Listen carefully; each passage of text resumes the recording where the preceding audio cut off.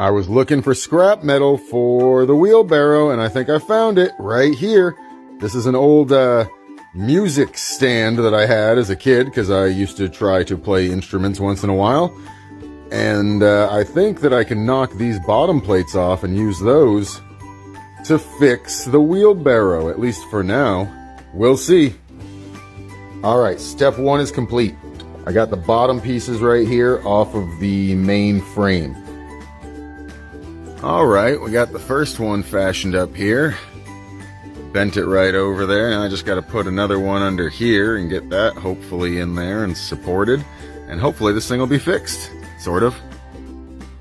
And just like that, we got her fixed. We got an upper bracket here, and then a lower bracket here, and it's all held together with these two bolts. And good as new.